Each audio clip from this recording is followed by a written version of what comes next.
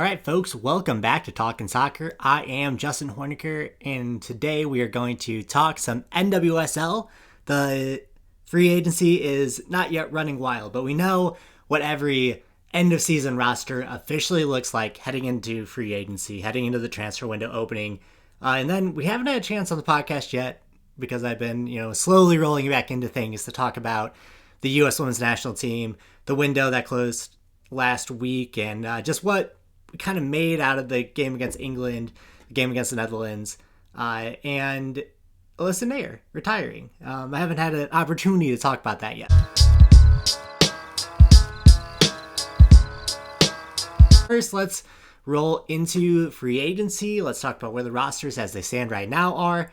And then, if you're still here by the end of that, we'll talk some U.S. Women's National Team and just, my takeaways on how that project is going under Emma Hayes and what I've liked, what I may want to see differently, and from a window where there's a lot of experimentation going on out of necessity because of injuries, but with Emma Hayes saying that she wants to broaden the pool of players that have U.S. Women's National Team experience. I thought that was an interesting conversation to have as well. But first, let's take a look at what the NWSL is shaping up to look like. So we now know who your 2025 free agents are, as the window to submit your end of season rosters was at the end of the day today. So let's dive into it. I'm going to go team by team alphabetically and talk about some surprises, as well as, there have been a few signings already in terms of Houston signed midfielder Delaney Sheehan, who former Gotham midfielder for 2026 with an option for 2027. That one was surprising because Eric Ustruck has been doing Houston's re-signing, kind of tidy work with the roster without a general manager, without a sporting director, without a manager. And before some news that we'll talk about here in a second, they were, had an acting GM that wasn't actually, at least from what we heard, wasn't doing a lot of the actual GM work as far as signing players. So his focus was on re-signing players and shaping up the roster for the new GM to come in and have kind of a clean slate. But they signed Delaney Sheehan, who I think is probably the best free agency of that class, outside of who is out of contract now. But before free agency, it kind of really kicked off, the person that would be for sure out of contract testing free agency, Delaney Sheehan's a big get for Houston, for a team that hit rock bottom. The cupboard was bare. They didn't really have a lot going for them in terms of players on roster, in terms of players wanting to be there. And they want to do something different. They want to change that culture, kind of start over. Delaney Sheehan is a really good pickup. Secondly, Madison Curry isn't re-signed by Angel City, surprisingly, after 1 year out of college. And, it's essentially writing on the wall. Maddie Curry leaves Angel City, goes to Seattle. Seattle, at this current point in time, isn't necessarily a better situation. They're both not playoff teams. Seattle definitely in the midst of a rebuild, but there's a culture there of winning under Laura Harvey that, they've been there before. There's certainly a lot of trust in what she can do with a roster, and Maddie Curry's a very good pickup for them. They need a player that can play defense the way that Maddie Curry can. So that was great before we really got into the actual crux of the matter that is free agency. So let's go through each team. We'll say who is officially a free agent. So starting with Angel City, maybe the big surprise, Didi Hericic doesn't re-sign. I think looking at those numbers last year, Angel City probably needed to go in a different direction, but Hericic is such a veteran and has obviously been there since day one. A middling goalkeeper, I would say, not top of the league, a little bit of the lower of the league. And for Angel City, they definitely need to move on. They definitely need to freshen up their roster. They don't have a general manager now. They don't have a manager now.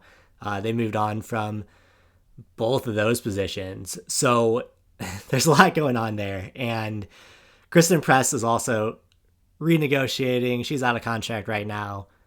Does she want to re-sign? Jasmine Spencer is out of contract. Maggie Doherty Howard is out of contract. That one is probably surprising to me. I think if that project is in a better spot, Maggie Doherty Howard is still there, or is at least re-signed. So Angel City have a lot going on right now, and I think one of the maybe like biggest signs that like things aren't going well, Angela Hurdles is out, and with new ownership coming in, it's obvious that they're going to replace the manager, they're going to replace the GM, but with where that team is right now, new owners are going to come in. It's like we saw in Seattle, it's like we saw in Chicago.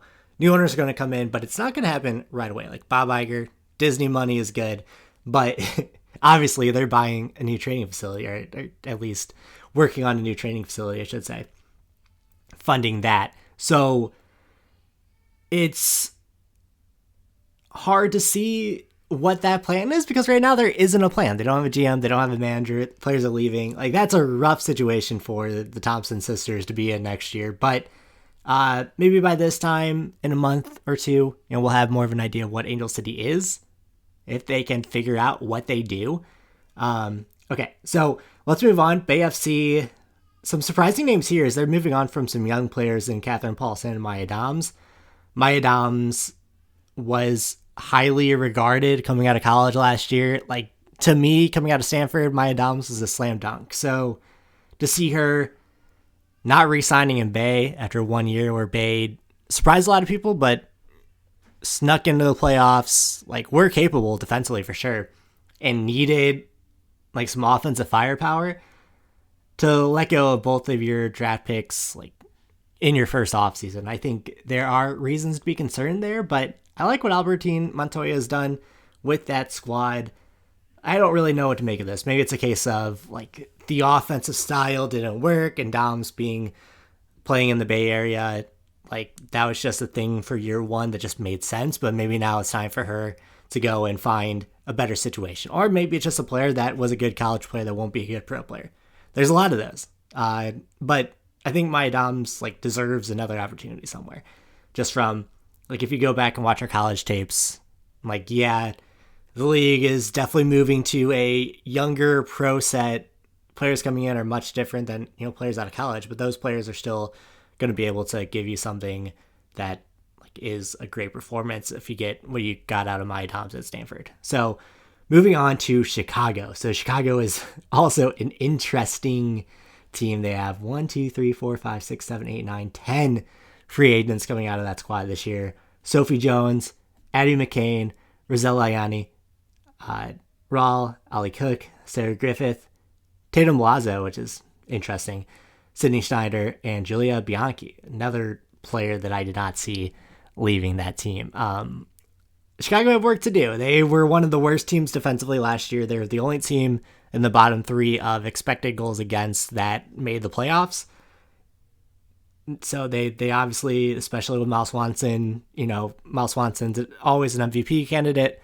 The goal is just you have to surround her with talent that she can pass to, that she can create for, and then they have to figure things out defensively. Now, if that's talent-wise, if that is just moving on from Lauren Donaldson and going in a different direction formationally or defensively, Tatum Lazo is a Chicago-born player as well, so like seeing her move on is interesting, and maybe points to a direction that they are trying to reach for another level, especially with their defenders. So something to keep in mind as Chicago goes through their rebrand this offseason from the Red Stars to the Stars, whatever. But that ownership group wants to turn the Stars into like one of the marquee franchises in NWSL. Obviously Chicago, it's a big market. It's a market right now that is like hungry for a good soccer team between the Red Stars and the Fire. Like, there hasn't been a lot to celebrate there in a while. And if they could like drum up that support, you saw what they did at Wrigley this year, pack that place. If they can, find a way to move into Chicago, move out of Bridgeview, and then also put together a squad that can compete outside of just Miles Swanson and Prey, that would be very good for them and probably good for the league. I think the league is better when the top markets are good also. and it would be good for the KC Chicago rivalry to like actually mean something. Chicago has to be good for that to really kick in. Moving on to Gotham. Gotham also have a laundry list of players out of contract. McCall Zerboni, Michelle Betos, Midge Purce is an interesting one. Mandy Freeman, also an interesting one. Jessica Silva, who was brought in towards the end of last season, so maybe that one's not as surprising. But Jessica Silva is a good player, and she'll find a landing spot. Kelly O'Hara is interesting in the same way that Sinead Farley is interesting in that, do they come back for another year, or is this it for them? Especially Kelly O'Hara, pretty much away from the team for like the second half or the end of last season. So like the writing seems to be on the wall there. Mandy Freeman kind of took over the job for Jenna Neiswanger during times last year. So that one's also interesting. I think it's maybe a case of they see a higher upside in Neiswanger and they maybe just want to get better at that position in general. So Mandy Freeman's a free agent. Now, of course, I put this out on Blue Sky, but just because a player's a free agent doesn't mean they aren't going to re-sign. So we'll get there when we get down to KC later. But just because like Becky Sauerbrunn is free agent, we'll get there when we talk about Portland. But she's a free agent last year and just ended up re-signing in Portland. So just because a player is out of contract does not mean that they won't come back. It just means that now they have options. And for NWSL players, especially in Becky Sauerbrunn's case, who have been kind of fighting for the ability to just choose your own destiny for their entire careers, for the entire life of the sport, they should be allowed to relish in that a little bit. They should be allowed to be courted. This is where I'll go. Okay, so out of those, McCall Zerboni is another one who's like, does she have another contract under her? Midge Purce. That's the one where like Gotham are probably going to be up against it. Midge Purce's injury most likely allowed them to go outside of the salary cap constraints just because of her being on the season-ending injury list.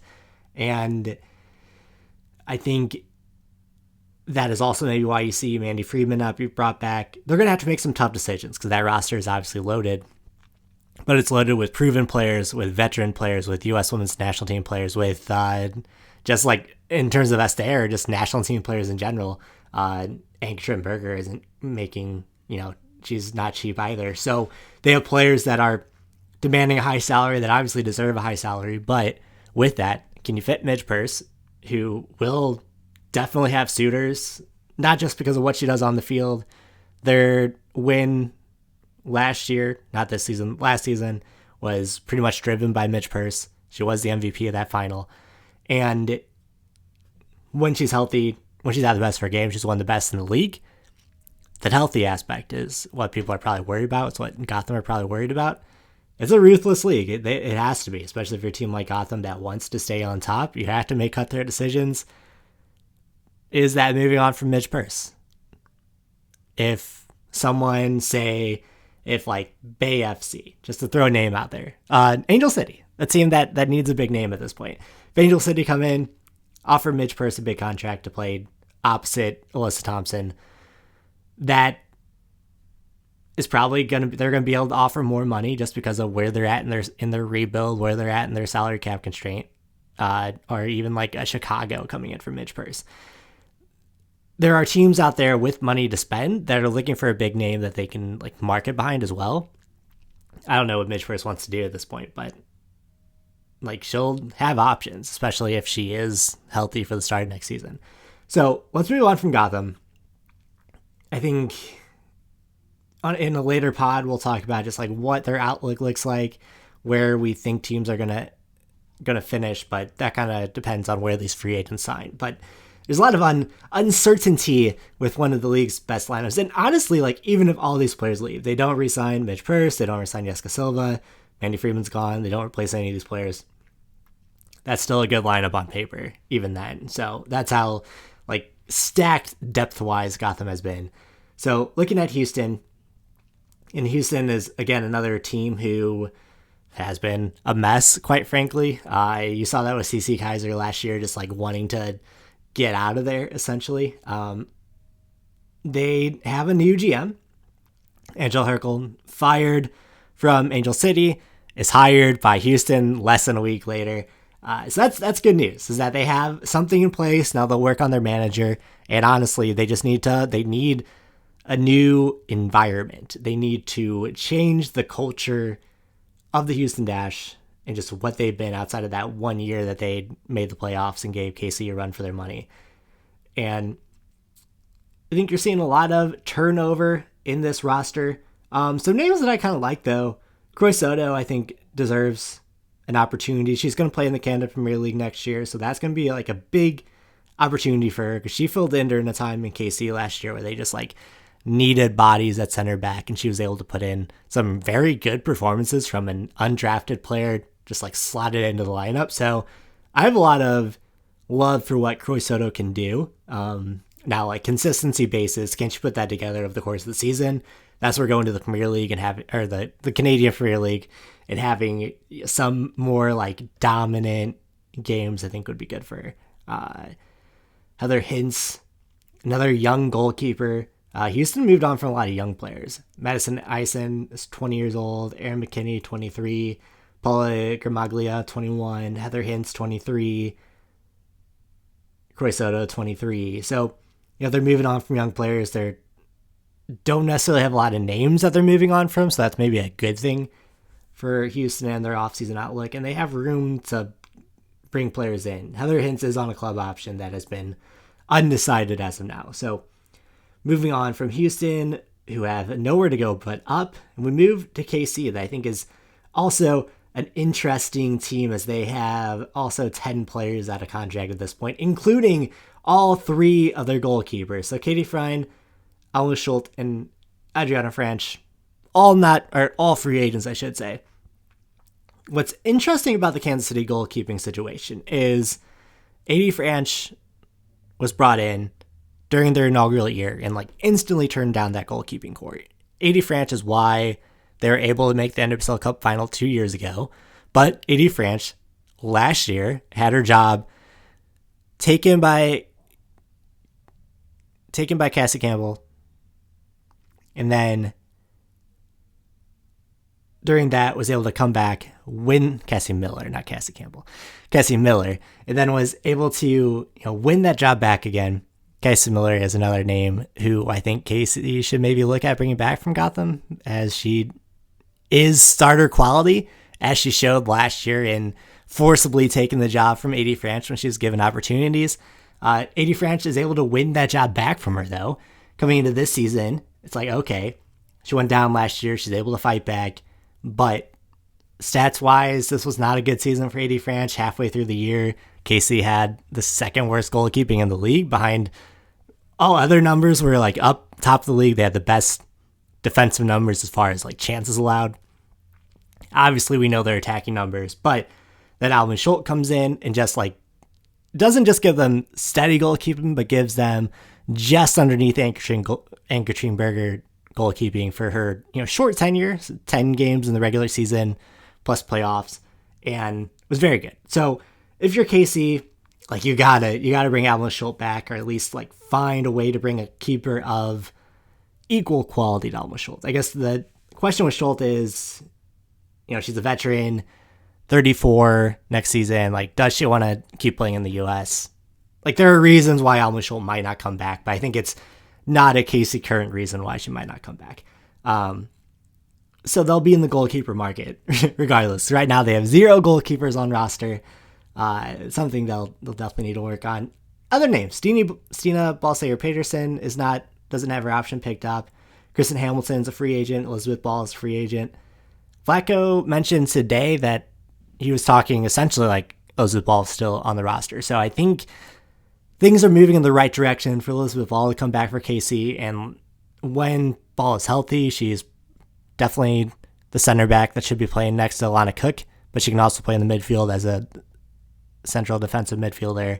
And with her and Kayla Sharples kind of fighting for that position, I think it'd be good for KC to have like someone that can step in and just fill in at that CB spot. So some good stuff there, especially if Ball comes back. If not, I mean, she's going to have a lot of suitors.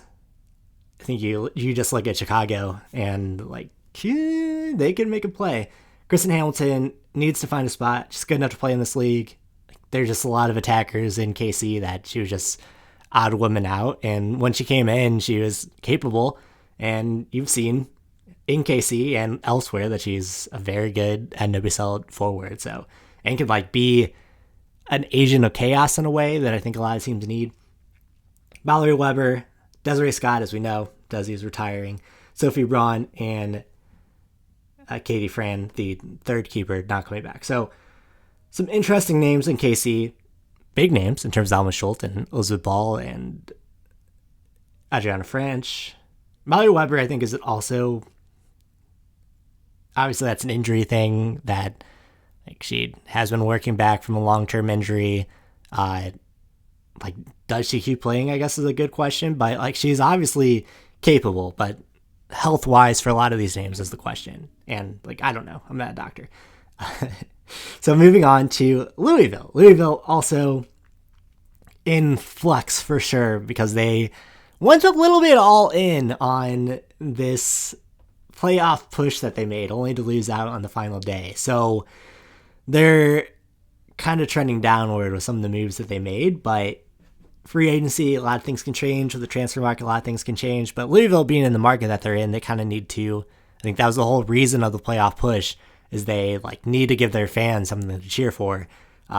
If FB reference released their like annual, these are all the teams that were researched in this state, and Louisville was the most looked up team in Kentucky compared to like Premier League teams all over the world. So, and compared to their own USL team. So Racing Louisville have a lot of love. They need to put something on the field, or else, you know, you're kind of like losing the momentum in a way when you keep putting out a team that just doesn't make the playoffs year after year after year. It's just hard to, even in like a soccer club that feels so much more than the team on the pitch, you still have to find ways to win, or at least ways to like give fans like something to grab onto, right? So they lose Abria Kirk to free agency. She's 35. Parker Goins is also an interesting one. And like, it's not, there aren't necessarily a ton of players. Like, they're only losing 4 players to free agency. It's not necessarily a big hit, but the fact is that they're like, Aaron Wright is a player that like they probably could have held on to. And it's just, they need to bring in talent, I think is the big thing. Like, moving on from Howell to bring in Balser to like push, they need attacking power to get into that playoff spot, and then they just didn't. So losing that gamble last year, I think, hurts them this season more than anything. Of course, as NWSL builds into being the number 1 league in the world, as they keep trying to hold on to that spot, transfer window is going to be huge. So they have to hit in the transfer window. They have to be active in the transfer window. So North Carolina, Kerolin is a free agent, of course. Kerolin will be sought after. I guess the question was always, will North Carolina be able to hold on to her? Testing free agency, that isn't necessarily the idea that she's going to leave, but I think they showed during her injury this year that, not to say they are better without her, but for what Sean Nayas wants to build, I think it's the same case as like when they lost Abinia, when they lost Maria Sanchez. It's like this team is almost, not to say better without their stars, but they almost don't need those stars in the way that Sean Nayas coaches them, wants to like bring in talent. Like, still have Ashley Sanchez, they still have a lot of talent on that team, but a player like Kerolin, who is a little bit more of like a 1v1 player, former MVP. So obviously like one of the best players in the league, but could they be okay without Kerolin is what I'm trying to say. But Kerolin might just resign because it seemed like she was happy in North Carolina. She like came back when she was injured and everything, but she will have suitors. There's interest abroad in the Women's Super League. I think Arsenal were linked to her at one point. So that may just be as simple as she wants to like test free agency. She wants to test the international market, but Kerolin is certainly a name to keep an eye on.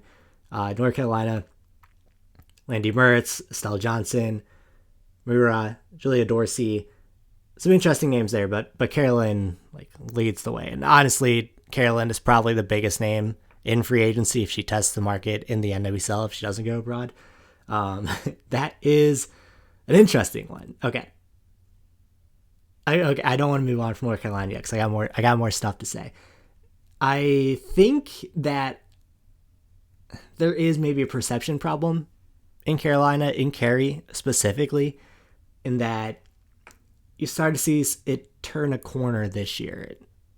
And I think it really, really struck home when when the Carolina ascent of the USL Super League, they play in Charlotte, their season opener, their stadium held, and the capacity was more than the season high ever for the Courage. And I think that was a big wake-up call for that front office that they need to do more. Because in their Carey, it's outside of Raleigh. They're not in Raleigh, but it's not like a far out suburb. Like, it's a great soccer complex. They shouldn't necessarily have problems bringing people to Carey, but they have for their entire eternity. So towards the end of the year, and I think Sean Nayas is a big part of this just because he feels like such a big part of that community, it definitely got better. It was noticeably better. Attendance was noticeably better. And I think that connection to that community is starting to become stronger.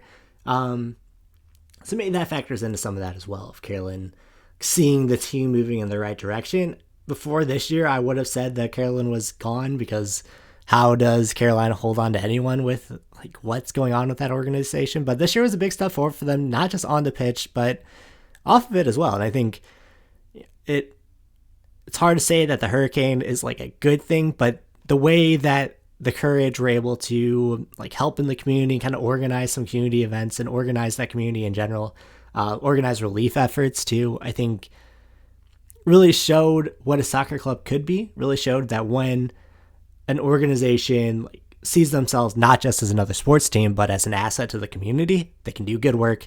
They can facilitate good things just by their presence and the impressions that they can draw. And they put to good use this year. So I'm hoping that momentum in Carolina keeps moving forward. Like I said, you want every market in this league to be successful. Moving on to Orlando. Orlando don't have as many interesting names. That team has been built very comfortably. The only big name that is a free agent here is Marta. And for Marta, it's very much a question of, is she coming back or is she retiring? Because she's not going to sign anywhere else. She's going to stay in Orlando. That much is clear. She'll never be anywhere else but Orlando, but she'll be 39 next year. She won the NWSL Cup. She has retired from international play. While on the pitch, she definitely showed that she still has it. I think there is something for just being able to call things on your own terms. I will say that this doesn't feel like Marta's done yet, and I'm sure she'll think about it, and maybe I'll have to eat those words. But it does feel like Marta, the way that she talked, their energy after the season, that is not a player that looks like she is 1 foot out the door of the league. Like the way that she celebrated after winning, like maybe it is as simple as she won the cup, got to celebrate with her mom. Like everything's ticked off the list. It's time to step away. But the way that she was so energized after that game, and the way that she was talking to Barbara Banda and responding to Barbara Banda, it really seems like that she's not going away anytime soon. So Orlando will be back next year. Not a lot of names on that list that should worry them. Now, Portland are another team with 8 free agents, one of them being Becky Sauerbrunn. Christine Sinclair is one of those names, but she's retiring, as we know. And Megan Klingenberg, another player that is like on the older age of their core group, I should say. And that core group is moving on, but they have a younger group underneath them that they need to really work on supporting. Some of that is maybe like moving on from Rob Gale, potentially. A new manager would be nice. Bella Bixby is a free agent. Becky Sauerbrunn's a free agent. There are reasons to be concerned in Portland, but they have Sophia Smith. Sophia Smith isn't going anywhere. Olivia Moultrie has only gotten better. A lot of people were talking about how her development was ruined at the start of the season, but then by the end of the year, she looked like a very capable NWSL player, and she's still a teenager. So you have a lot of young players who are going to be coming into their prime in the next couple of years. And while your Sauerbrunns, your Sinclairs are retiring or might not come back, like it's an opportunity to not start fresh, but really put that effort behind Sophia Smith of like assembling a roster that defensively can be strong, but also that isn't reliant on Sophia Smith just doing it all herself. You saw some good stuff when Sophia Smith was injured. Olivia Moultrie was put into a bigger position. Alexis Bantra had some good moments. And like that's a team that like is kind of teetering on the edge right now. They could go either way. Maybe they have a good offseason and they're back into being a contender, or maybe they're in the same place they were this year, which is float into the playoffs and just hope that Sophia Smith has a moment that like takes you past some teams. It's hero ball isn't always the best strategy. Ask your Chicago Red Stars fan in your life, but I think just for me, like you just can't waste more years of Sophia Smith's prime. Like there's no guarantee that she's going to be a career Portland Thorn, especially with the money coming into women's soccer, the money coming into the NWSL, the money coming in from the Women's Super League. Like if a Arsenal or a Chelsea or a Bayern Munich or a Lyon, these high-level Champions League teams, if they came in with an offer and NWSL came in with the offer, Sophia Smith might want that challenge of going abroad, or maybe a team, like we said earlier, like Angel City or Chicago, a team with the cap that would be able to offer as well a transfer to bring her in. Yeah, I think I went off the rails there a little bit, but you got to support Sophia Smith while she's there. And I don't think the Portland Thorns are doing a great job of that as of right now. Let's move on to San Diego. San Diego Wave. Of course, the big news out of San Diego, Jill Ellis has moved on. Will be president of something in FIFA. She got a promotion of sorts. But San Diego, with their new ownership group coming in, will now have to bring in a new club president. Seems like they're on their way to hiring former Arsenal coach as their manager, which is a bit of a mixed bag also. Another case of you can't waste Naomi Girma. And I think there are maybe some ideas that, like, if things aren't addressed, that she could be out the door, or at least, like, she has interest from Europe. Obviously, she's received a lot of recognition as the best center back in the world, or one of the best center backs in the world, and it should be of utmost importance for that new ownership group to come in and just like make sure that Jaden Shaw and Naomi Girma are happy, because those are very young players that have yet to hit their prime and are already some of the best in the world. So you got to support them. You got to actually bring in players for them to play behind or around. And there are a lot of players that are out the door. Elise Bennett was a player I thought was going to do well in San Diego, and I think you just can't judge a lot of players based on like what happened there this year. And like, Casey Stoney already plays a defensive system, so like Elise Bennett isn't going to get a ton of chances under Casey Stoney. But then you have two interim managers after that, one being Landon Donovan, that, like, not to say anything disparagingly for Landon Donovan, I think he's a great dude and like maybe the right person in that moment to like emotionally be there for these players, but off the field shit's a mess, on the field shit's a mess. And like, San Diego, man, San Diego FC is coming in this year. They're going to get priority at that stadium. I do believe the rugby team is moving out, so you have one less team, but then you're adding a team that gets priority over the Wave at Snapdragon Stadium that is already a fucking mess. And yeah, not a lot of good going on there in San Diego. So to get back to this free agency list, Emre Ali, Hannah Lundqvist, Kyra Caruso, Hilary Basil, Morgan Messner, Colaprico, Elise Bennett. These are all players that are free agents. It's hard to see with where things are right now that any of them would re-sign, but maybe new ownership like really wants to get this thing ironed out. So moving on to Seattle. And this is the one too where like Seattle are very much in transition. As we kind of talked about earlier, they're in a bit of a rebuild. I don't think they want to call it a rebuild, but they're in a bit of a rebuild. And like Laurel Ivory, Nikki Stanton, Olivia Anthems, Mackenzie Veinert, Ziara King, Quinn, Lauren Barnes, these are all free agents now. Of course, that isn't to say that they're all gone, but that's a lot of names that are synonymous with the Reign right now. And like, I don't know. I think you should probably bring back Ziara King. You should probably bring back Quinn. But there's also an opportunity there in Seattle, and with their new ownership, having everything finalized, having the opportunity to go in this January window, I think there's an opportunity with a lot of teams to kind of start fresh, start new, and just like get some new fire in there. Now, Seattle, I think, have a leg up over the other teams that are kind of rebuilding. Obviously, they did the Jalen Howell trade last year that is going to benefit Seattle as much as it probably hurt them to lose Bethany Balcer. But they have gotten younger. I think they got better last year in a way. So we'll see what happens from here. I have faith in Seattle. I don't know if everyone has faith in Seattle, but I have faith in Seattle that they'll be able to come back. And I think when like both those Cascadia teams right now are not say down in the dumps, but I think the air around them is not what it once was, and they need to get back. But like that's the thing with the NWSL. All these teams, there are things that you could say, okay, if you just focus in, if you get specific on this one aspect of the way you play, that you can be a contender. But it's such a hard league. There are so many, all these clubs think they can be a contender. All these clubs want to be contenders. And there's such a wide global market now. I think you saw that with KC, you saw that with the African players coming into the league this year.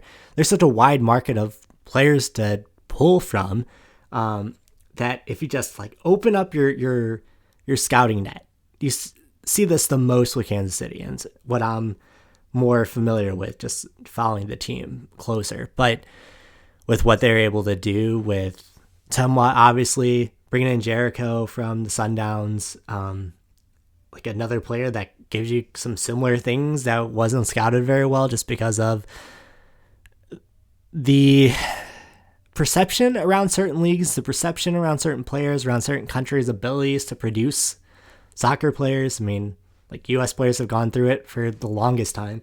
And I think some of that just with NWSL opening up its doors a bit, it kind of all started with the Brazilian players coming over and from there just becoming a more international league, that it offers an opportunity to open up that scouting network a little bit more and be a little more creative. And I think the teams that are more creative, more willing to, dig into those less sought after markets are going to benefit from that. So that's what I would urge some of these teams to really look into, especially a team like we'll get to here in Utah that didn't have a good start of the year, had a very good finish to the year, especially with Ali Sentner taking a major step forward. She doesn't win Rookie of the Year, but if you take out Croy Soto's like amazing year to the point where she's injured, she ties the league assist record, she ties Tobin Heath's record, and like misses over a third of the season.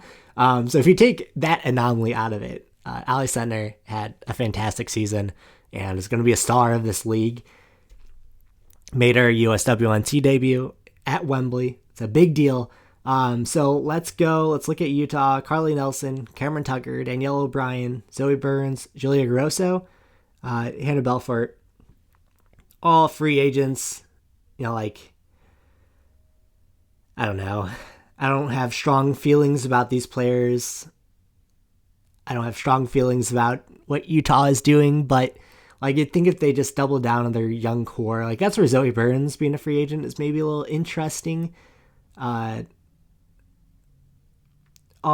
the other players walking are kind of in that prime age, and I think for Utah, they need to be looking at the future a little bit more. Utah itself isn't the most like popular destination. We're talking about scouting and things like that, like convincing players to come to your market. Utah has a reputation for better or worse, and there are things that they aren't doing well there, but one thing that they do have is a nice young core centered around Ali Sentner, and Ali Sentner I think is going to be one of those players that she's a creator. If you just give her players to create with, players to link up with, you're going to see a lot of good out there, and I think they have enough of a steady backbone with Mandy Haught as goalkeeper as well. Like those are some pieces that will be there for a long time as long as they don't fuck it up, which is a big if. And yeah, there's some good there. They won't be a bottom of the basement team. I think next year with a full season, I think they'll be pushing those playoff spots, like pushing the Red Stars, the Stars, pushing maybe in the position that Louisville was in this year. Finally, we have the Washington Spirit, which are a team that should probably be tight to the cap. They don't have a lot of wiggle room, but none of these free agents are necessarily moving the needle A lot of players that didn't get a ton of playing time or were like fringe depth pieces. And I think you saw with how well they drafted this year and how well they'll be able to, from there, you would figure a team that scouts well for the draft will be able to scout well for signing young players in the future without the draft. And Washington, especially with Michelle Kang, especially what the Spirit have been able to do, playing with Trini Rodman, playing with Corey Bethune, it's a good young atmosphere there, and I think they will have no trouble. Like, I think they're probably best suited to sign players out of college, or these young players. And they have like Chloe Ricketts come through like as a young signing, so there's a lot to like there. Spirit of the team that like I have a hard time figuring out a way that they get knocked off the perch. Of course, anything can happen in this league. You're one Trini Rodman, Croy Soto injury away from just not being the same team. Like, if they're healthy this year, I think like they win the final pretty easily. Okay, so that's that. That's a free agency list. Some good, some bad, some interesting, but the big story will be who signs where, with what, with when, and how these teams kind of pan out from there. So let's move on. And let's talk about Alyssa Nair's last stand with the U.S. Women's National Team. And I think it's only fitting that Alyssa Nair's final act as U.S. Women's National Team starting goalkeeper was to beat the Netherlands to avenge that World Cup loss of the penalty kick that she saved. I'm going to say it. She saved it. She saved that ball. And I think it's also very funny that Alyssa Nair's final press conference, because she decided that she was going to walk away at this moment. And I think, a lot of athletes, we talked about it earlier with Marta, a lot of athletes like say they want to be able to go out on their own dime. But I think that the drive for athlete of like Alyssa Nair, of Marta's quality, to keep pushing that thing until the wheels fall off is pretty strong. And Nair kind of talked about it in her post-match comments. A post-match Zoom, the final time we'll talk to Alyssa Nair was in a small room in the Hague. So very fitting for a player that does not want the attention at all. But it was a good year for the U.S. Good year for what Emma Hayes has started to build with this women's national team. And I think it gives us an opportunity to kind of think about what Alyssa Nair's legacy is. Because I think if you think of like the top three goalkeepers all time with the U.S. Women's National Team, the three like long-time keepers, Brianna Scurry, Hope Solo, Alyssa Nair. And I think there is certainly a case, especially with during Alyssa Nair's career, is when the rest of the world really started to catch up to the U.S.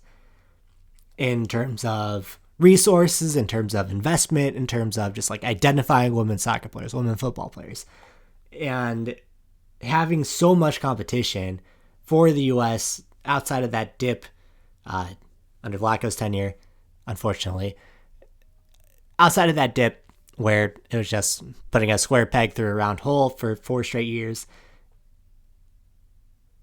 it wasn't Alyssa Nair's fault. And I don't think that Hope Solo's win percentage should be held against Alyssa Nair, who has very similar numbers in competitions in terms of like save percentage, in terms of, especially now that we have like XG numbers.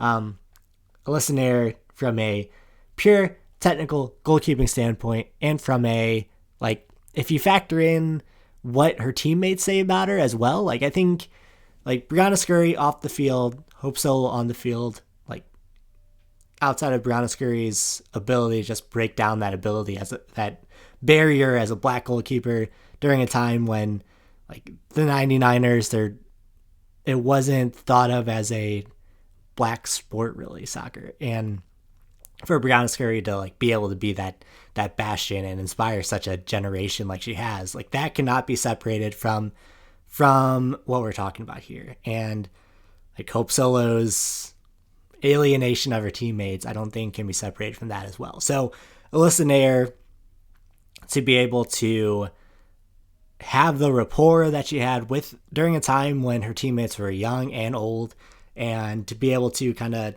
bridge that gap as her generation moves on and that younger generation comes in underneath her. To have the foresight to retire now with 3 years left in this cycle, 2 years ahead of 2027, gives Emma Hayes plenty of time to make mistakes, honestly, with the goalkeeper position.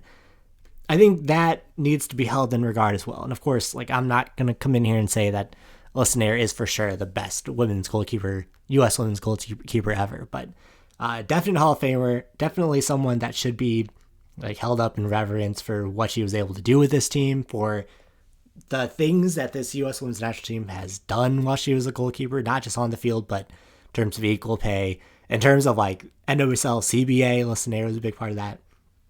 Those off the field accomplishments, I think, are important to consider as well. But talking on the field, Emma Hayes, with what she did during this window, to have that scoreless tie against England, to have the 2-1 win over the Netherlands, in the Netherlands, where, talk about this, the U.S. were outshot 14-1 in the first half of that game, and went into halftime tied 1-1 because the game is just not fair sometimes. So to have a game where you played poorly, especially in the first half, and Emma Hayes made her changes, made her subs, and especially the 66-minute subs that really changed things. That's when Lily Johannes came on and made an immediate impact. There's a lot to like with the younger generation coming in, and there's also a lot that Emma Hayes needs to figure out, because there are things with that midfield, especially in the first half, with Corbin Albert, that just didn't work. Corbin Albert just isn't working in that midfield, at least in the way that Emma Hayes is trying to use her. Corbin Albert next to Sam Coffey, next to Lindsay Horan, next to Rose Lavelle. It's just not working for whatever reason. So over the next 2.5 years, it'll be figuring out that midfield, especially as players underneath them start coming in. Ali Sender can't play midfield. She can't play over on the right wing. Just finding those players underneath Triple Espresso. In a time like this where Mal Swanson, Sophia Smith are hurt, unable to play for the national team. Trinity Rodman also banged up from the NWSL final. And having those players unavailable forces Emma Hayes to get a little bit creative. And I think you saw that not work a little bit in terms of chance creation in the England game and in the first half of that Netherlands game. But slowly figuring out not just how to make things work if those players aren't available, but figuring out the depth and giving these younger U.S. players time to kind of fit in, time to have some confidence playing for the national team. One thing that I thought Emma Hayes talked about that I liked a lot was that when she came in, she noticed there was a gap of players with 100 plus caps and players with 10 or less caps. And trying to fill in that space in the meantime was going to be important, especially ahead of the Olympics, ahead of the World Cup, because, how much longer is Emily Sonnet going to be there to bail you out, to come in and give you that veteran presence in the back line? That's, something. How long is Lynn Williams going to be there to be able to come in and give you that veteran box in the box scoring ability that she has? So I think that's something the U.S. will definitely miss when Lynn Williams retires from the national team. She came into this game in the 66th minute, is able to just get on the end of Yasmin Ryan's cross into the box, and she just needed to get tip of her foot on it. And those kind of goals are goals that the U.S. don't necessarily have without Lynn Williams. So finding someone to be able to come off the bench and be clutch in that way is going to be of utmost importance as well. So Hayes now has some important data as she expands the pool. She sees what works. She sees what doesn't work. The fact that the U.S. against England, who's the world number 2 right now, get a 0-0 draw at Wembley is huge. Beat the Netherlands when you played like crap, 2-1 at the Hague is huge. It won't always be this way. You get your bounces. Sometimes they bounce against you. They were outshot 14-1 in that first half. That doesn't always end in a 1-1 tie. But Alyssa Naeher had one final stand in her, and that was to really show to the Netherlands and take some revenge on that World Cup loss. So anyways, folks, thank you so much for listening. And next time we talk, I'm going to talk MLS expansion draft, as we talk here on Tuesday night. It's happening tomorrow. There's a piece on the Talkin' Soccer Substack right now talking about St. Louis City's expansion outlook and where I think San Diego's going to look. I think it's very interesting with how they want to build their team, what they're looking for out of their team, and we'll kind of know the answers to that by the next time we talk. So anyways, if you're listening on audio on your favorite podcast players, please subscribe. If you are watching on YouTube, please subscribe, give me a thumbs up, comment down below what your favorite Alyssa Nair moment is if you made it this far, or who you want Midge Purce to sign for. Either way, your choice. So folks, thank you all so much, and we'll talk real soon.